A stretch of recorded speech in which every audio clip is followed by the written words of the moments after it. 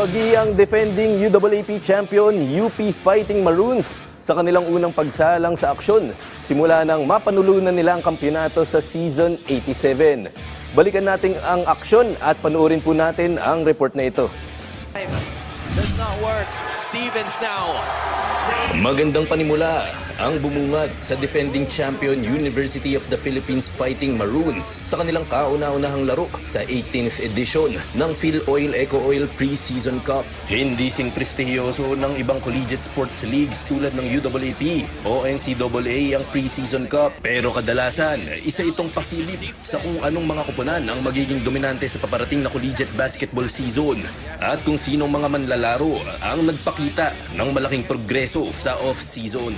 Kung pagbabasihan ng laro ng UP kontra National University Bulldogs nitong Lunes ng hapon, hindi may kakailang kabilang pa rin sila sa top collegiate basketball teams sa bansa. Pinangunahan ni senior guard at team captain Jerry Abadjano ang koponan matapos magpakawala ng 16 points upang ihatid ang mga isko sa 82-74 na panalo. Nagpakitang gila si Francis Enoruka, isang Nigerian big man, sa kanyang debut para sa koponan ng Diliman matapos magtala ng 12 points na may kasama pang 6 na rebounds.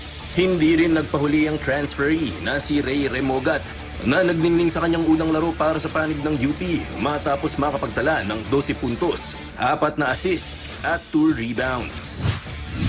Preparation naman, instead na yung preparation ko last year pa kahit sa Celeste. Yung feeling ko, sobrang saya na nakabalik ulit ako sa Liga. And ngayon, this time UP team na yun. Sobrang saya ko na lalaro sa sistema ng UP.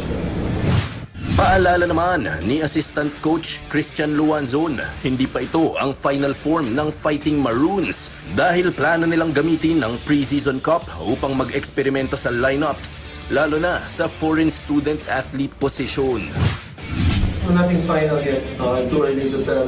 We still have 3 months. We still have 3 or maybe 2 foreign trips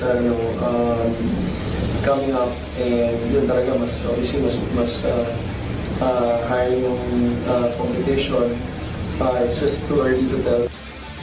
Sa susunod nilang laro, talagang masusubok ang tatag ng UP dahil makakaharap nila rito ang kanilang karibal na De La Salle University Green Archers sa isang rematch ng UAAP Season 86 at 87 Finals.